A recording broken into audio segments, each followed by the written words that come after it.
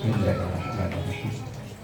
Assalamualaikum warahmatullahi wabarakatuh. Waalaikumsalam warahmatullahi wabarakatuh. Bismillah walhamdulillah wassalatu wassalamu ala rasulillah sayyidina wa maulana Muhammad ibn Abdillah wa ala alihi wa ashabihi wa man tabi'a rushdah amma ba'da. Ila hadratin Nabi Mustafa Muhammadin sallallahu alaihi wasallam wa ala alihi wa ashabihi wa azwajihi wa dzurriyyatihi wa ahli baitihi al-kiram wa jami'i ummatihi minal muslimina wal muslimat wal mu'minina wal mu'minat aina ma kanu khususan wa al-kitab riyadul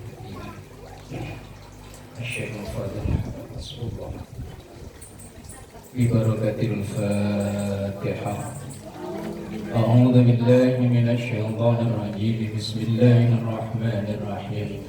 Alhamdulillahi rabbil alamin arrahmanir rahim maliki yaumiddin.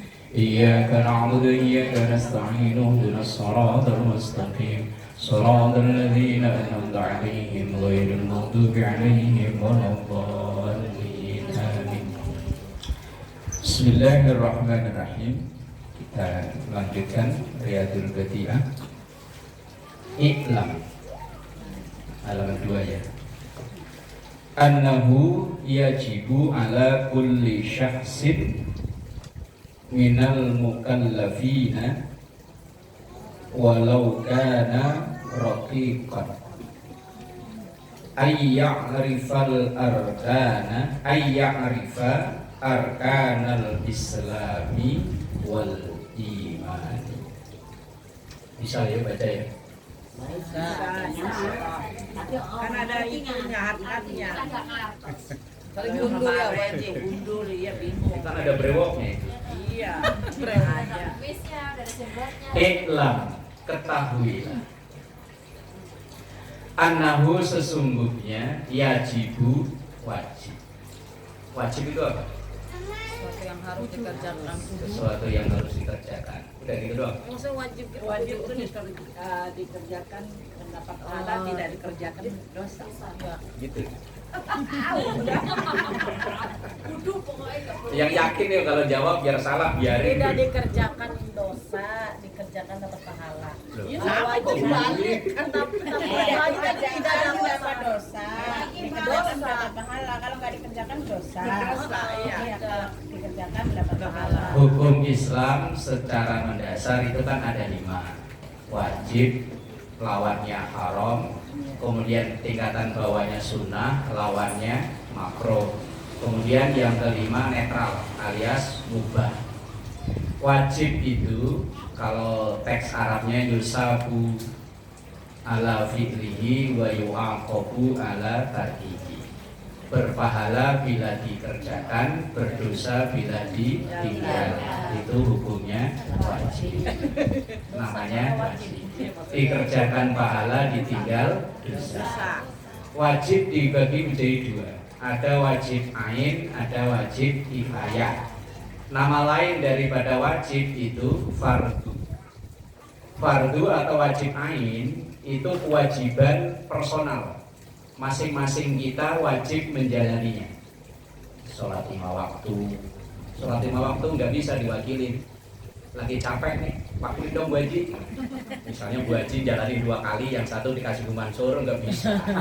Itu namanya wajib ain atau fardu ain. Itu fardu secara personal. Masing-masing kita berkewajiban. Lah yang kedua ada namanya fardu atau wajib kifayah.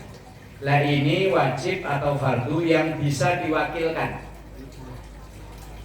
Seandainya satu villa mahkota ini yang jalani satu saja, yang lain sudah gugur. Contohnya ngurus jenazah. Umpama di villa mahkota ini ada orang yang waktu hidupnya ngeselin. Sama tetangga depan nggak akur, kanan kiri nggak akur, belakang nggak akur. Pokoknya semuanya dimusuhin. Dilalah kaget ada bledek mati. Lah begitu mati disiarin di musola, orang-orang pada rasain. Alhamdulillah, akhirnya mati juga. Akhirnya nggak ada nih yang mau ngurus. Kalau satu pun nggak ada yang ngurus, maka orang sevilla mahkota ini walaupun dia nggak ikut ngebenci, ikut dosa. Lah kok ada satu aja yang mau ngurus, kebetulan orang baru pindah, belum dimusuhin, Nggak tahu itu. dimandiin sendiri, dikafanin sendiri, disolatin sendiri, gotong sendiri, diponcengin motor, diikat bawa ke bundar. Enggak diitilin ke laut. Maka orang sevilla mahkota udah gugur kewajiban. Tapi apa enggak ada nggak orang yang model begitu ya? Nggak ada. Sini kok orang baik sama sini. Nggak ada sini mah. Ya paling ada 1, 2, 3. Itu namanya wajib kifayah. Wajib yang bisa diwakilkan. Kayak misalnya mempelajari ilmu yang kayak seperti ilmu waris, ilmu seperti itu kifayah.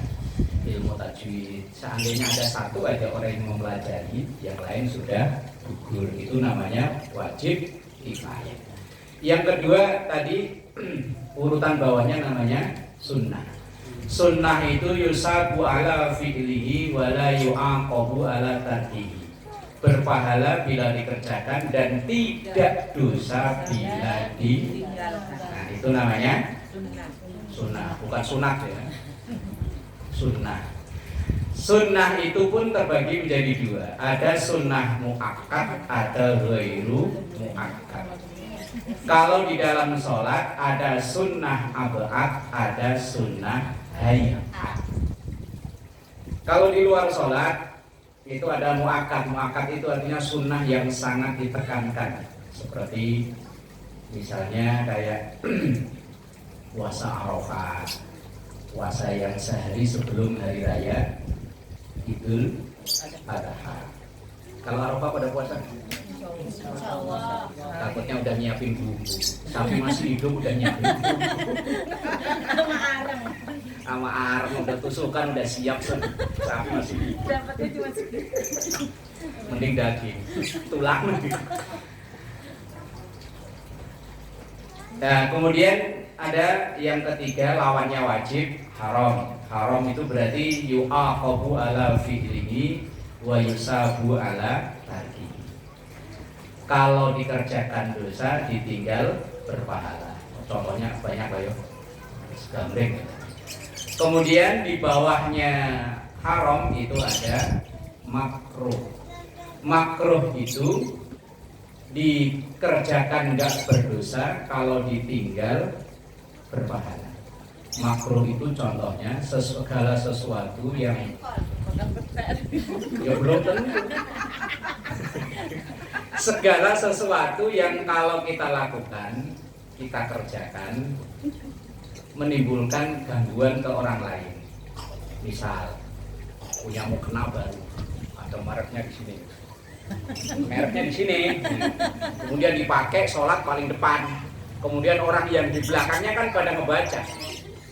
Mukena cakep banget. Itu belinya di mana ya, online apa kata abang ya? Orang yang sholat aslinya mau baca inna sholati wa nusuki wa mahyaya, malah repot baca merek mukenanya. Nah itu memakai mukena yang mengganggu orang sholat itu makruh.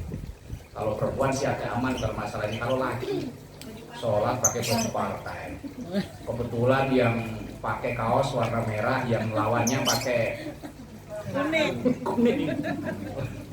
Kalau dulu heboh cebong sama kamrek, musuhan, sholat ganggu orang lain, itu termasuk. Ya, kemudian yang kelima dihukumi netral alias mubah. Segala sesuatu yang tidak ada efek apa-apa mubah. Segala sesuatu yang tidak ada perintahnya, nggak ada larangannya, itu asalnya mubah. Orang tidur, makan, main, ngobrol itu awalnya mubah, tapi ya bisa berubah menjadi wajib, bisa berubah menjadi haram, bisa berubah menjadi sunnah. Jadi kondisional itu mubah.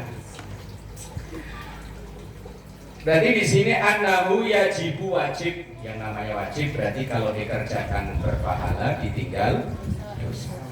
Ala kulli syakhsin, kepada setiap orang. Minal mukallafin apa mukallafin? Mukallafin. Kalau nggak pakai nggak kelihatan ya. Minal mukallafin, dari orang-orang mukallaf. Nah, mukallaf itu apa? Beda, mukallaf sama mukallaf. Mukallaf itu apa?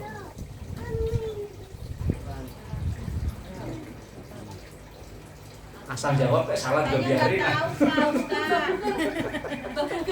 Biar kelihatannya kayak tahu gitu loh. Malah malu-malu ya.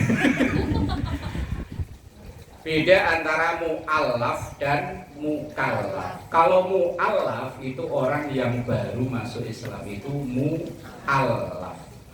Allafa itu lembut, berarti baru dilembutkan hatinya, baru menerima hidayah. Itu namanya mu'allaf. Kalau mukallaf itu artinya orang yang sudah terkena beban hukum, orang yang sudah kena perintah wajib, kena hukum sunnah, kena hukum haram, kena hukum makruh. Itu disebut dengan mukallaf.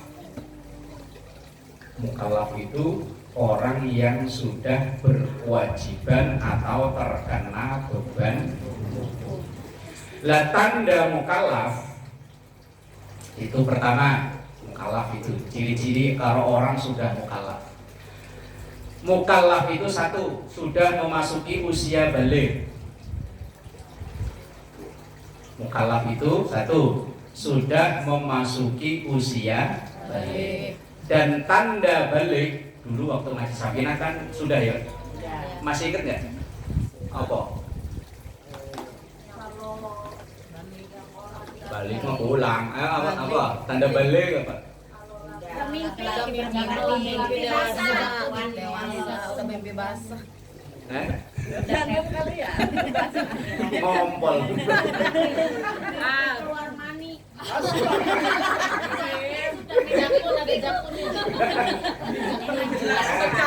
Ayo. Tanda balik apa? Dulu waktu Majelis Sakinah dulu. Apa itu? Laki-laki Mimpi kikuk. Apa mimpi kikuk Pak? Tanda balik itu ada 3. Kalau laki-laki sudah mimpi yang wajib mandi alias mimpi keluar mandi. Bener Bu Mansur, itu bener.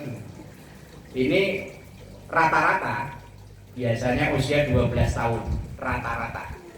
Dari anak-anak ngaji yang sering saya tanya, biasanya 12 tahun. Dulu waktu 2 tahun yang lalu saya ngajar, yang saya tanya, ada yang jujur terus terang, ada yang jawabnya malu-malu.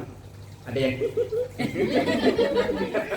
ada yang saya tanya, udah bener, tandanya apa? Pas saya bangun saya pegang basah tapi lengket. Nah bener itu. Kalau basah tapi nggak lengket itu ngompol. Mimpi wajib mandi, rata-rata 12 tahun. Tapi sekarang karena kecanggihan ini biasanya usianya agak maju, bisa 11, bisa 10. Kemudian yang kedua, bagi anak perempuan sudah menstruasi. Kalau di catatan fikih itu tercepat 9 tahun.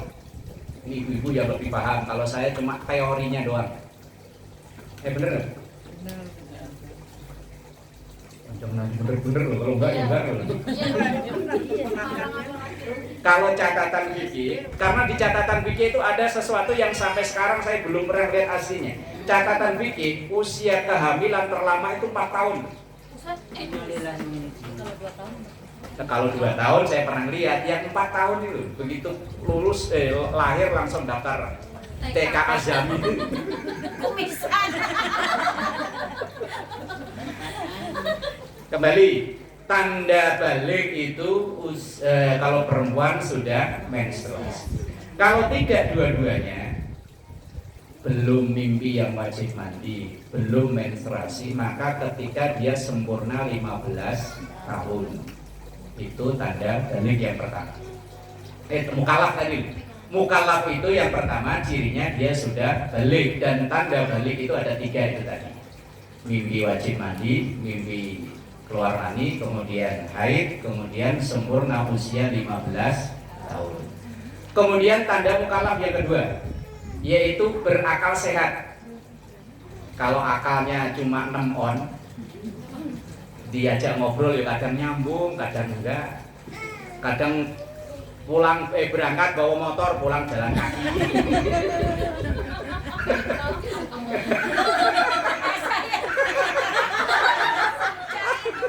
Berarti bebas Bu. Ya, iya. Bebas orang nggak apa-apa. Iya, soalnya kan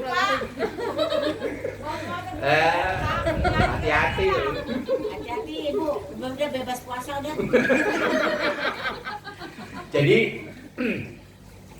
yang kedua berakal sehat. Biar udah 15 tahun kalau akalnya terganggu, berarti dia tidak termasuk mukallaf. Biar usia misalnya udah 25 tahun tapi mainannya senengnya sama yang kecil-kecil aja, main karet, main bola bekel. Padahal usianya udah 20 tahun. Lah, ini ya belum mukallaf. Atau mana nenek-nenek juga udah main. Ini belum mukallaf.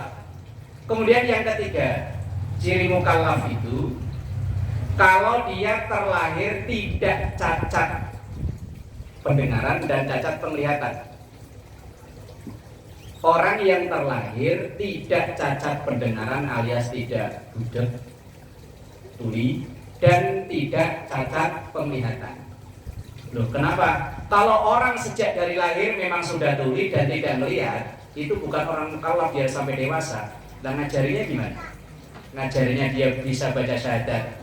Kalau dia cuma budak tapi melihat, masih bisa pakai tulisan ya. Atau cuma dia buta tapi mendengar, kan masih bisa. Bahkan ada cerita dari saya pernah ngaji ke seorang kiai, gurunya kiai saya itu buta dari umur anak-anak, tetapi bisa hafal Quran hanya dalam waktu 10 bulan.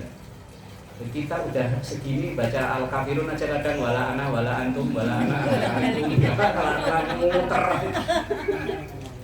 sampai kesel artinya langsung Allah. Orang terlahir dalam keadaan cacat pendengaran dan cacat penglihatan, maka kalau itu tidak mukallaf, walaupun dia sampai dewasa, walaupun dia menstruasi, walaupun dia mimpi wajib mandi. Kemudian yang keempat, orang mukallaf itu kalau dakwah Islam sampai ke dia. Kalau dakwah Islam nggak nyampe ke dia, dia tidak disebut mukallaf. Misalnya orang-orang zaman dulu, ketika Islam belum datang ke Indonesia, kayak misalnya kerajaan Majapahit itu kan belum ada Islamnya. Lah mereka ini disebut bukan mukallaf. Mungkin kalau sekarang orang mana yang di Kulon itu apa sih namanya yang di Kulon itu? Badui. Orang Badui itu konon kata, kalau yang Badui luar, kan Badui ada Badui di dalam, Badui luar. Kalau yang Badui luar katanya udah mengenal budaya luar. Tapi kalau yang Badui dalam kan enggak. Lah mereka ini bukan orang mukallaf. Walaupun dia nggak sholat, nggak ngapa-ngapain juga nggak dosa. Kalau dalam agama namanya kaum fatrah. Kaum fatrah itu kaum kosong, nggak ada catatan amal buat dia. Itu namanya kaum fatrah. Itu orang-orang yang hidup sebelum datangnya Islam. Misalnya di Indonesia kayak zaman Majapahit, zaman kerajaan-kerajaan zaman dulu, Islam belum datang ke Indonesia, ya mereka itu bukan mukallaf. Jadi tanda mukallaf itu ada 4 itu tadi. Yang satu dalil, kedua akal sehat, ketiga nggak cacat dari lahir, cacat penglihatan dan cacat pendengaran. Yang keempat dakwah Islam sampai ke dia, itu disebut dengan mukallaf. Lah 4-4-nya ini kita kan masuk ya. Men udah apa belum? Bu Mansur udah belum? Belum berhenti. Pantesan Pak Mansur nongkrong di situ mulu. lagi lucu-lucunya Mansur. Lah iya, akal sehat. Sehat kan ya? Alhamdulillah. Lah kalau lupa dikit-dikit mah wajar. Kacamata habis baca dikatasin anak belum ngeli, itu wajar lah. Satu dikantongin, satu dipakai. Berangkat bawa sendal warna biru, pulang bawa merah, ya biasa. Anaknya sama, cuma ukurannya. Nah, itu mah wajar, itu namanya lupa. Tapi akalnya masih sehat. Benar-benar ada ketentuan Ya, yang penting kan masih sehat. Asal masih inget nama lakinya berarti masih sehat. Nah, kalau ditanyain nama lakinya udah lupa, walah. Ingat Pak Imam Syafi'i. Yang keempat tadi dakwah Islam sampai ke dia. Itu disebut dengan mukallaf. Kalau mualaf orang baru masuk Islam. Orang yang mukallaf wajib walau kana raqiqan, walaupun orang tersebut posisinya sebagai budak. Kalau sekarang budak udah gak ada. Budak itu beda dengan pembantu. Kalau pembantu itu statusnya masih kerja. Kalau budak itu manusia tapi nggak kayak manusia, bisa dijual belikan. Bahkan kalau budak itu perempuan, ya boleh digauli sama majikannya yang laki-laki. Bosen jual, itu budak. Ngeri. Dan dulu setiap peperangan yang kalah dijadikan budak. Entah laki-laki, entah perempuan. Kalau misalnya pasukan laki-lakinya kalah, ya istri-istrinya, anak-anak perempuannya pada dijadikan budak. Ngeri ya dulu. Untung kita nggak lahir zaman dulu. Kalau jadi budak, apa kewajibannya? Ayya'rifa arkanal islami, untuk mengetahui rukun-rukun Islam. Islam itu apa? Islam. Mungkin KTP-nya juga ada tulisannya Islam, masa nggak tahu artinya apa? Islam apa Islam? Pada pura-pura.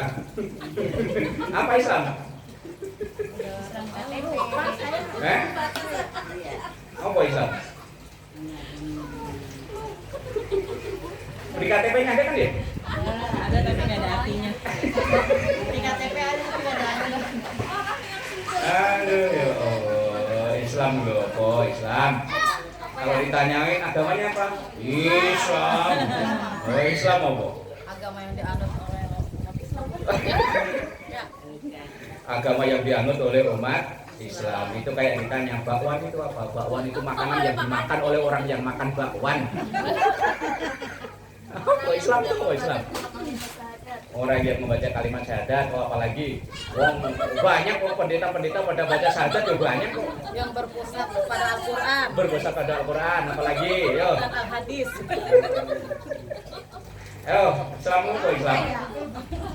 Ayo apa ya? Google-nya adanya TikTok kok sama lagunya. Adanya jualan baju.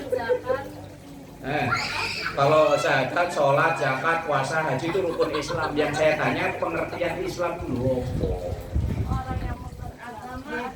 Agama itu sama kayak orang ditanya tahu itu apa? Makanan. Benar. Bukan kan makanan, bukan hanya tahu. Ada tempe, ada macam-macam. Lah Islam itu apa? Agama yang berpusat kepada Al-Quran. Nah, terus? Gitulah pokoknya. Islam kalau diambil dari kata, asalnya aslama yuslimu islaman, artinya pasrah. Secara bahasa Islam itu menyerah, pasrah, pokoknya pasrah. Itu secara bahasa. Kemudian secara syariat, Islam itu adalah agama yang diturunkan oleh Allah, seperangkat aturan. Agama itu kan seperangkat aturan ya, aturan yang berisi perintah, larangan, macam-macam tadi, yang diturunkan oleh Allah melalui malaikat Jibril kepada Nabi Muhammad SAW untuk pada umatnya. Itu disebut dengan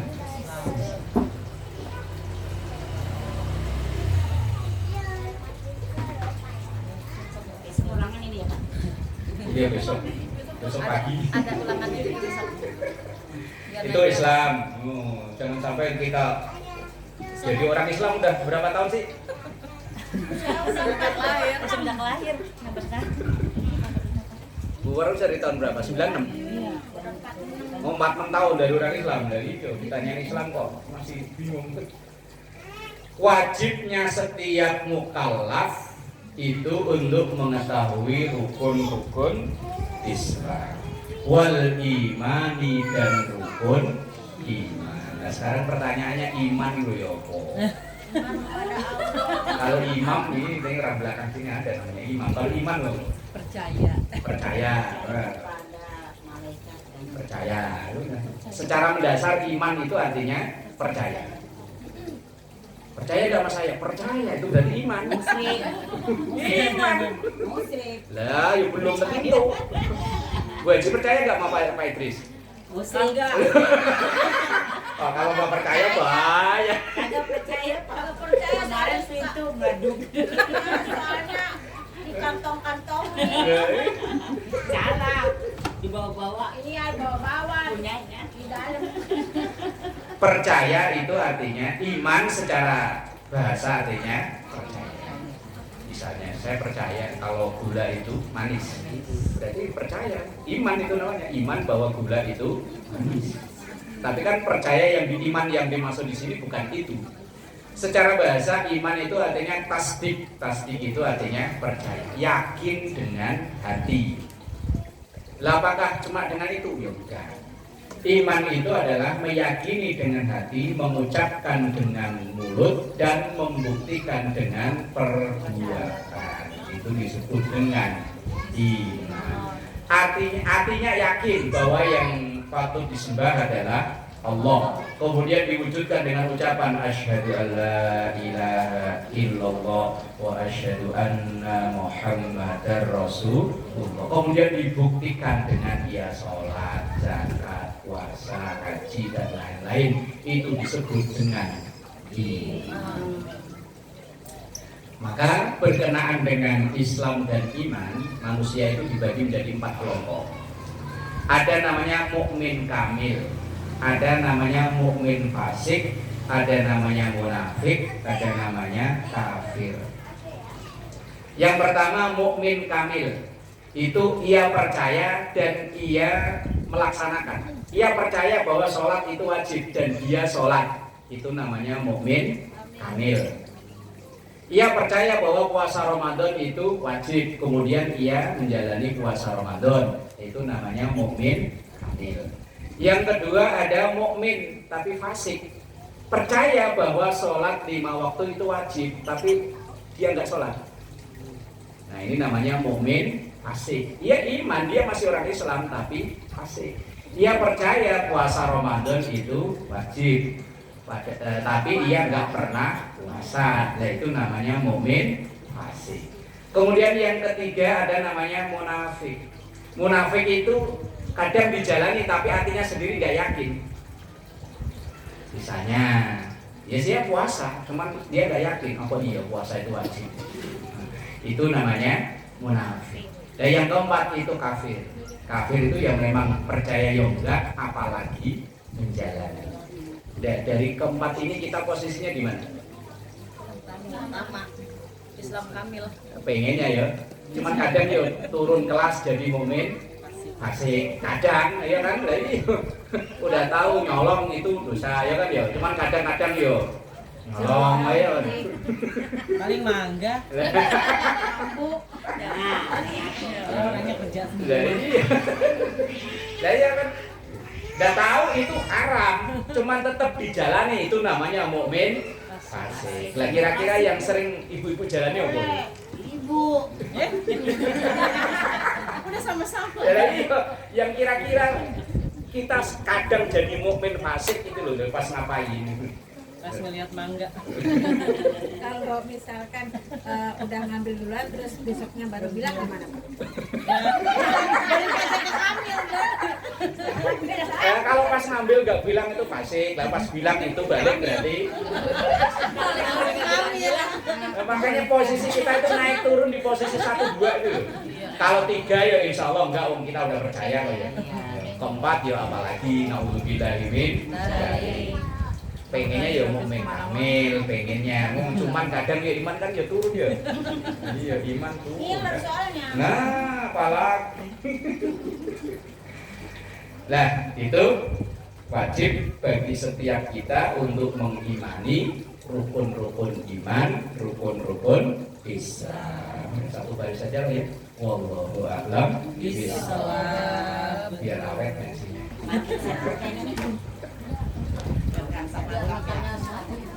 nggak tahu apa. Iya, ini apa? Jabat.